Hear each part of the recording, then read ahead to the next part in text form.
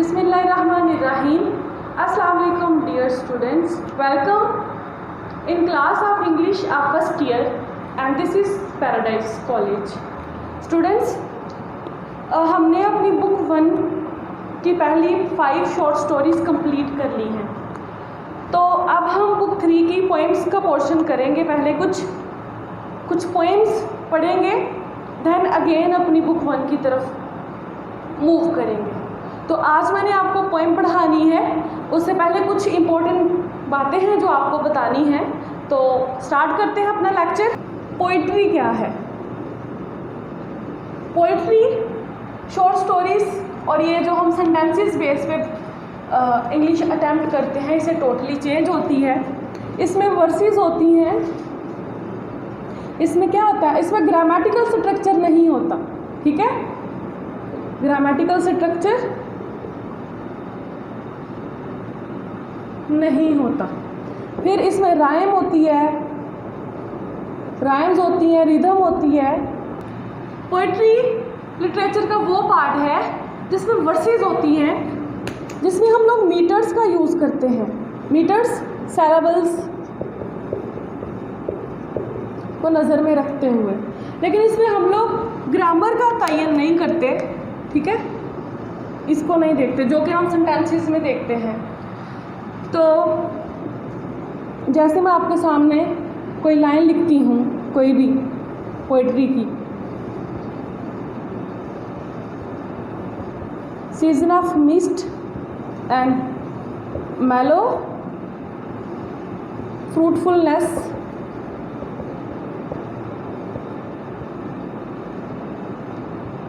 Close bosom friend,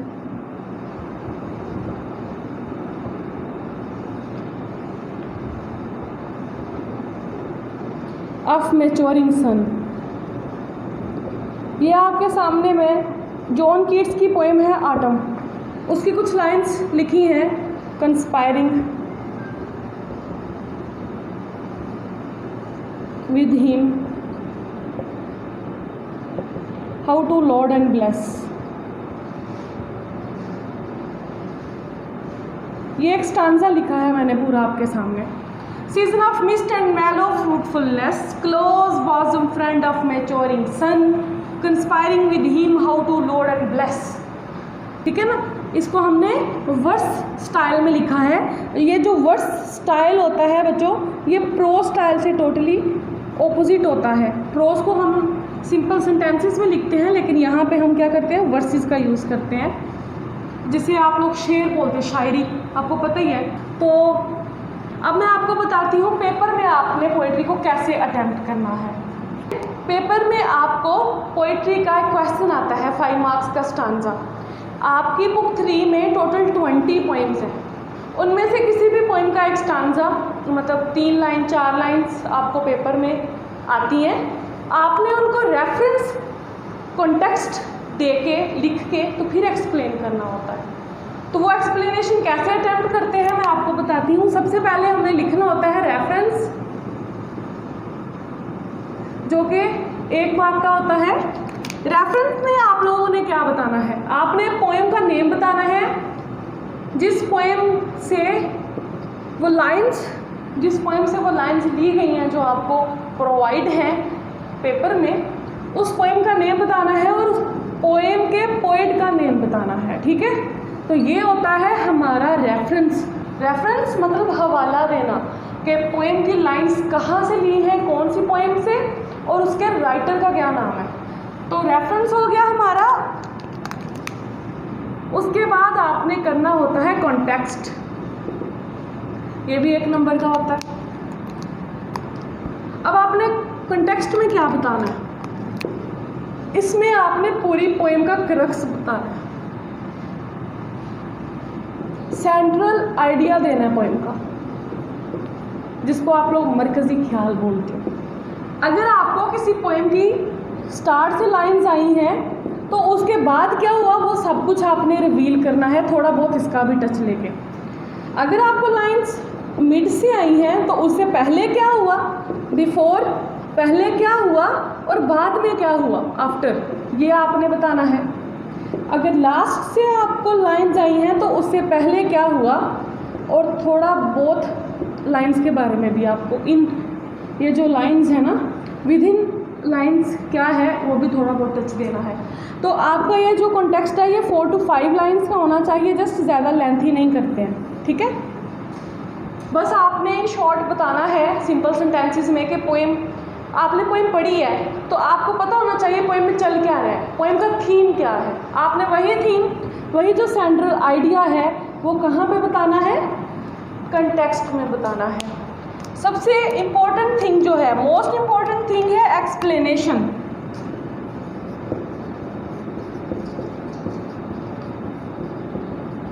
ये होती है 3 मार्क्स की। अब ये 3 मार्क्स की कैसे है वो देखते हैं। ज़्यादातर बहुत सारे बच्चे यहाँ पे आके थोड़ी मिस्टेक कर जाते हैं, उनको एक्सप्लेनेशन के सही मेथड का नहीं पता चलता कि एक्सप्लेनेशन पेपर में अटैम्प्ट कैसे करते हैं। बच्चों ये 3 तरीके होते हैं, इसके 3 चीज़ें होती हैं जिनको हमने अटैम्प्ट करना होता है ये एक्सप्लेनेशन वाली हेडिंग में। इसके अंदर फर्दर हेडिंग नहीं देनी है आपने, लेकिन आपको जस्ट मैं हेडिंग दे के वो चीज़ें बताऊँगी। सबसे पहले आपने पैराफ्रेज करनी है। पैराफ्रेज क्या होता है, जो लाइंस आपको दी गई हैं, जैसे कि ये देखें, ये 4 लाइंस हैं, season of mist and mellow fruitfulness, ये मैंने एक स्टांजा लिखा है आपके सामने। इनको आपने सिंपल लैंग्वेज में, सिंपल सेंटेंसेस में कन्वर्ट करके लिख देना है, वो हो जाएगी इसकी पैराफ्रेज। ये जो लाइंस हैं ये वर्सेस है ना, ये शायरी में है, तो आपने इनको बोल्ड करके सेंटेंसेस विथ प्रॉपर ग्रामर आपने वो लिख देना है। उसके बाद थमेटिकल एनालिसिस होता है। थमेटिकल एनालिसिस क्या है बच्चे, आपको एक बात बताती जाऊँ, let me clear you that poems पढ़ने में जितनी सिंपल लगती हैं, बेसिकली ये इतनी सिंपल होती नहीं है। इनके 2 तरह के मीनिंग्स होते हैं, इधर देखें, इंटरनल मीनिंग्स और एक्सटर्नल मीनिंग्स। एक्सटर्नल जब हम पढ़ते हैं इसको तो बड़ी इजी लगती है हमें पोएम, ठीक है, लेकिन जब हम इंटरनल मीनिंग्स देखते हैं तो वो काफ़ी डीप होते हैं। हर पोएम के पीछे कोई ना कोई थीम होता है, पोएट की कोई ना कोई फीलिंग होती है, कोई एक्सप्रेशन होता है। इवन कुछ पोएम्स में तो कोई इंसिडेंट, कोई वाकया भी छुपा होता है। पोएट की हो सकता है पोएम पढ़ने में बड़ी सिंपल लग रही हो, लेकिन उसके बीच में राइटर का कोई एक्सपीरियंस छुपा हो, पोएट की लाइफ के साथ जुड़ा कोई इम्पोर्टेंट इंसिडेंट हो, तो हमने उसका पता लगाना होता है। वो थीम जो पोएम के इनर मीनिंग्स में है, इंटरनल मीनिंग्स में है, वो हमने बयान करना होता है। तो लिंग्विस्टिक एनालिसिस में हमने देखना है कि जो लाइंस हमें दी गई हैं उनकी लैंग्वेज कैसी है, सिंपल है कि टफ है, मॉडर्न है कि क्लासिकल है। ये वर्ड्स से हमें पता चलता है। वर्ड्स जब हम रीड करते हैं अगर वो अंडरस्टैंडेबल है कि उनको एक लेमैन भी पढ़ सकता है तो वो मॉडर्न है।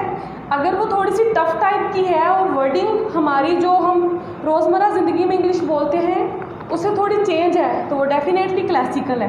तो ये 3 चीज़ें नज़र में रखते हुए आपने एक्सप्लेनेशन करनी होती है जो 3 मार्क्स की होगी। और जो मेन पॉइंट है कि एक्सप्लेनेशन करते टाइम आपने इन दिस पोएम नहीं लिखना। अक्सर बच्चे क्या करते हैं कि पेपर में जो एक्सप्लेनेशन आई होती है वहाँ पे लिख देते हैं इन दिस पोएम। बच्चे आपने लिखना होता है इन दीज लाइंस, क्योंकि आपको जो लाइंस दी गई हैं वो किसी पोएम का एक पार्ट होती है। पूरी की पूरी पोएम आपको उठा के पेपर में नहीं देते हैं, तो आपने विद इन लाइन्स रह के उसको एक्सप्लेन करना होता है, ठीक है ना। आपने लाइन्स की बाउंड्री को क्रॉस नहीं करना, आपने उन लाइन्स के थीम से निकल के दूसरी लाइन्स की तरफ नहीं जाना। इसको हम कहते हैं रेलेवेंट पार्ट। हमने उस रेलेवेंट पार्ट के अंदर रह के ही अपने एक्सप्लेनेशन को कंप्लीट करना होता है। तो इस तरह से होती है एक्सप्लेनेशन। अब हम पढ़ते हैं अपनी फर्स्ट पोएम, उसके राइटर के बारे में देखते हैं, उसका इंट्रो देखते हैं, देन उसको कैरी करते हैं। हमारे सिलेबस की जो फर्स्ट पोएम है वो है द रेन। पोएट है हमारा William Henry Davis. In short W.H. Davis. पहले राइटर के बारे में देख लेते हैं।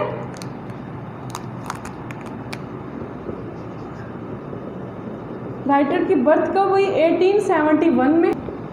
वेल्स जो कि इंग्लैंड की एक स्टेट है वहाँ पे। डेथ कब हुई?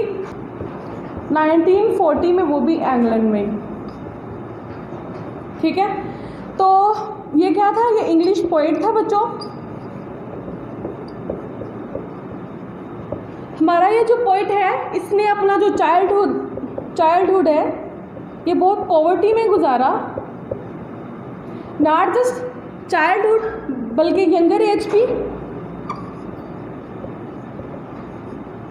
हुआ यूँ था कि अभी ये कुछ ही साल का था कि इसके बाप की डेथ हो गई, तो इसकी माँ ने दूसरी शादी कर ली।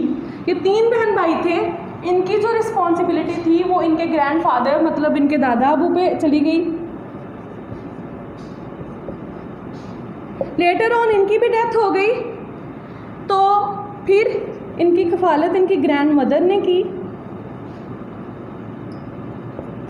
इनकी ये जो विलियम हेनरी डेविस है, इसको इसकी ग्रैंड मदर ने काम जॉब करने पे जो है ना वो फोर्स किया।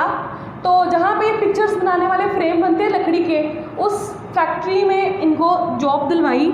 लेकिन हमारा जो पोएट है वो इस काम से बिल्कुल भी एग्री नहीं था, तो उसने अपनी ग्रैंड मदर से कहा कि उसको इजाज़त दे दीजिए अमेरिका जाने की, जो कि डिनाई कर दिया।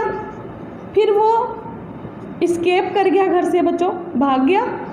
फिर वो किसी तरह से अमेरिका पहुंच गया। वहाँ पे इसने बैगिंग की। ये बैगर भी है और पैडलर भी। सॉन्ग वगैरह सुना के, अपनी पोइट्री सुना के लोगों को अम्यूज़ करता था। ये बैगर भी था, पैडलर भी था। वहाँ पे इसको जॉब मिल गई तो मिल गई, नहीं तो ये बैगिंग कर लेता, पैडलिंग कर लेता, अपनी पोएम्स वगैरह सुनाता, लोगों से पैसे लेता। तो इसकी जो फर्स्ट पोएम है उसका नाम है द डिस्ट्रॉयर्स। खुद इसने बैगिंग करके वो पोएम पब्लिश करवाई 1905 में। ये जो उसकी पोएम है वो जॉर्ज बर्नार्ड शॉ को बहुत पसंद आई। ये भी एक बहुत बड़े स्टैंडर्ड का एक पोएट है जॉर्ज बर्नार्ड शॉ। फिर उन्होंने इसको आगे मज़ीद जो है वो प्रमोट किया, और इस तरह से विलियम हेनरी डेविस ने कई पोएम्स लिखी, जिनमें से द रेन जो हमारे सिलेबस में है ये भी बहुत फेमस है। उसके बाद इसकी पोएम है द लियर, ये भी हमारे सिलेबस में है। 11th पोएम द लियर वो भी सेम पोइट की है। और ये क्या करता था? ये ऑटोबायोग्राफिकल पोएम्स लिखता था। इसकी जो पोएम्स होती थी उसमें इसी की लाइफ के सारे इंसिडेंट्स और इसके एक्सपीरियंस होते थे। ठीक है, पोएम्स में सुपरनैचुरलिज्म भी पाई जाती है और नेचुरलिज्म भी। सुपरनैचुरलिज्म ऐसी पोएम्स होती हैं जिनमें क्या होता है, रियलिटी से हटके, बियॉन्ड रियलिटी, सुपर पार्ट्स दिखाई गई हों। ऐसी पोएम्स जिनमें क्या होता है, जिनमें जाइंट्स, फिर किसी टाइप की घोस्ट वगैरह, फिर ऐसी पार्ट्स जो रियल में ना हो वो पाई जाती हैं पोएम्स को मज़ीद निखारने के लिए। नेचुरलिज्म ऐसी पोएम्स होती हैं जो फेनोमिनल होती हैं,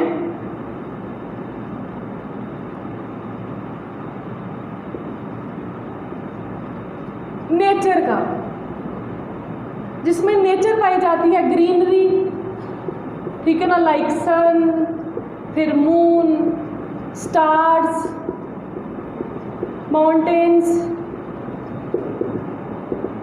रेन, इस तरह की चीज़ें जो रियलिटी पे बेस करती हूँ वो नेचुरलिज्म में आ जाती हैं, जो रियलिटी से हटके हूँ वो सुपरनैचुरलिज्म में आ जाती हैं। तो हमारी जो पोएम है पहली द रेन वो है नेचुरलिज्म में। उसमें टोटली नेचर का फिनोमिनन बताया गया है, जैसे कि नाम से ही शो हो रहा है द रेन, तो ज़ाहिर है उसमें किसका जिक्र है, रेन का। ठीक है, इसके अलावा बच्चों पोएम्स की कुछ और भी, पोएम्स में कुछ लिटरेरी डिवाइसेस पाई जाती हैं, बहुत सारी।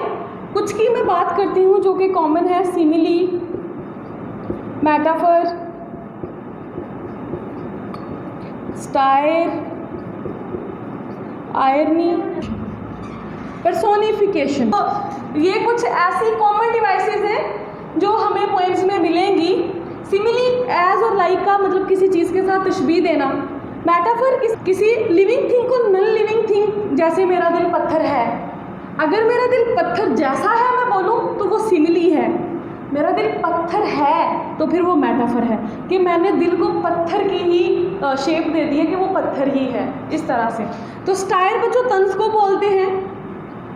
आयरनी और स्टायर में थोड़ा बहुत डिफरेंस है, लेकिन है दोनों तंज। स्टायर ऐसी पोइम्स में होता है जिसमें पोइट खुल्लम खुल्ला स्टायर कर रहे हों, तंज कर रहे हों। उर्दू की एक पोएम है, आपको स्टायर की एग्जांपल देती हूँ। इस दौर के रस्म रवाजों से, इन तख्तों से, इन ताजों से मैं बागी हूँ, जो चाहे मुझ पे जुल्म करो। तो यहाँ पे इस पोएम में पोइट ने क्या किया, खुल्लम खुल्ला स्टायर किया। आयरनी बच्चों वो होती है मीठी मीठी बेइज्जती करना अगले की, मीठी मीठी इंसल्ट करना। पर्सोनिफिकेशन कहते हैं किसी बेजान चीज़ को जानदार चीज़ की खसूसियत दे देना, नाम दे देना। आपकी जो सेकंड पोएम है द ट्रेन, वो पर्सोनिफिकेशन पे बेस करती है। ठीक है, इसके अलावा कुछ पोएम्स होती है डीप मीनिंग्स पे, जिनके अंदर कोई डीप थीम होता है, जैसे कि हमारी फर्स्ट पोएम है द रेन। तो बच्चों ये था हमारा थोड़ा सा introduction about poetry and about poems, कुछ टेक्निक्स के बारे में, और पेपर में क्वेश्चन कैसे अटैम्प्ट करते हैं। नेक्स्ट लेक्चर में इंशाल्लाह हम अपनी फर्स्ट जो हमारी पोएम है जिसका हमने इंट्रो पढ़ा है उसकी एक्सप्लेनेशन करेंगे। ठीक है, तो आज के लिए इतना ही। अल्लाह हाफिज़, टेक केयर।